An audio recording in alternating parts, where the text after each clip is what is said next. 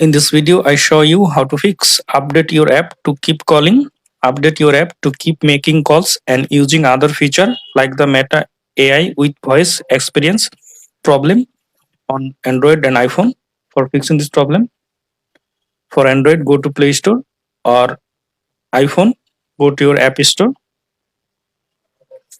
then click on search button. Now search for Messenger,